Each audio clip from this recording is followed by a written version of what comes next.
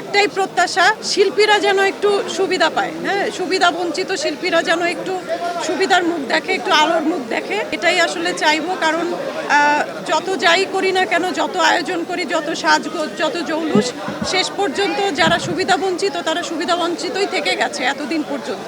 যুগ যুগ ধরে যারা এই ফিল্মে কাজ করেছে, ফিল্মের জন্য যারা নিবেদিত প্রাণ, একের পর এক চলচ্চিত্র অভিনয় করেছে, ছোট রোল, বড় রোল, এগুলো আসলে ফ্যাক্ট না। অনেকেই অনেক কষ্টে আছেন, অনেকেই মানে মানবেতর জীবনযাপন করছেন। যে খবর আমাদের কাছে আছে, আমরা জানি, শুনি, ইলেকশন করি, এত আয়োজন করি, কিন্তু শেষ পর্যন্ত তারা কিন্তু তাদের মতোই রয়ে যায়, সুবিধা বঞ্চিত। তো যেই জিতুক না কেন, যেই আসুক না কেন ফ্রন্টে, তাদের কাছেই প্রত্যাশা থাকবে শিল্পীরা যেন সুবিধা পায়। এটাই হচ্ছে, আমি শিল্পী হিসেবে এটাই একটু দাবি থাকবে, অনুরোধ থাকবে তাদের প্রতি। আপনারা তো বিগত দিনগুলোতে দেখেছেন আসলে শিল্পীদের ভেতরেই তো দ্বন্দ্ব তৈরি হয়, একটা অদৃশ্য দ্বন্দ্ব। কিরকম? এই যে ইলেকশন হচ্ছে, দুটি দল হওয়া প্রয়োজন, সেই জন্য দুটি দল হচ্ছে।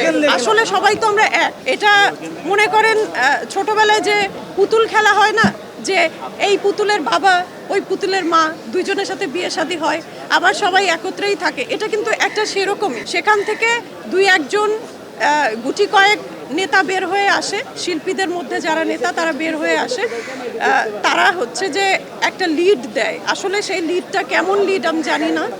বিগত দিনগুলোতে শিল্পী হিসেবেও আমি ওই শিল্পীদেরকে সেভাবে পাইনি। আমি পাইনি বলতে আমি আসলে আমি আমার কোনো কাজে তাদের কাছে কখনো আসিনি, আসতে হয়নি, অন্যদের জন্য এসেছি অনেকবার, কিন্তু আমি সেরকম সাড়া পাইনি। এই জন্যই বলছি যে এবার যারাই আসুক না কেন, প্রত্যাশাটা এরকমই থাকবে যে তাদেরকে যেন এই যে ভোটের আগে আমাদের যে আদর কদর, এই কদরটা যেন পরবর্তী সময়ে আমরা হচ্ছে তাদের কাছে পাই, এটাই আসলে প্রত্যাশা।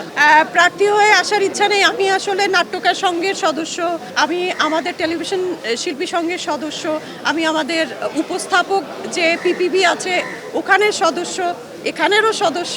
আমি সবসময়ই শিল্পীদের জন্য আমার যতটুকু সামর্থ্য আমি কথা বলার চেষ্টা করি, সেটা আমার ইন্টারভিউতে বলি, বা আমার ব্যক্তিগত কিছু জায়গা আছে যেখান থেকে আমি কালেক্ট করে তাদেরকে বিভিন্ন সঙ্গীন সময় উপকার করার চেষ্টা করি।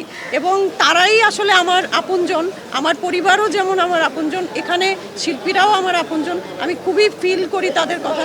কারণ একটা শিল্পী কিন্তু দুর্নীতি করতে পারে না, একটা শিল্পী কিন্তু মানুষের কাছে হাত পাততে পারে না, একটা শিল্পী মানবতার জীবনযাপনও করতে পারে না, তার স্ট্যাটাসটা মেনটেন করতে হয়, এটাই নিয়ম। কিন্তু এমন একটা পরিস্থিতি, করোনার পরবর্তী সময়ে কাজহীন হয়ে গেছে অনেক শিল্পী, প্রফেশন চেঞ্জ করে ফেলেছে, তারপরে আবার এই গণ অভ্যুত্থানে অনেকেই কাজহীন হয়ে গেছে, কাজের জোয়ারটা কিন্তু এখন পর্যন্ত আসেনি। সব কিছু মিলিয়ে শিল্পীরাই সাফারার হয় এবং তারা কিন্তু হাত পাততে পারে না কারো কাছে, নিজেদের ভেতরে নিজেরাই থেকে যায়। তো আমার কাছে মনে হয় যে এই দ্বন্দ্ব, এই দৈন্যতা বুঝে যাক, শিল্পীরা আসলে খুব সম্মানের জায়গায় থাকুক, অর্থনৈতিক দিক থেকেও সম্মানের জায়গায় থাকুক, এটাই চাইবো।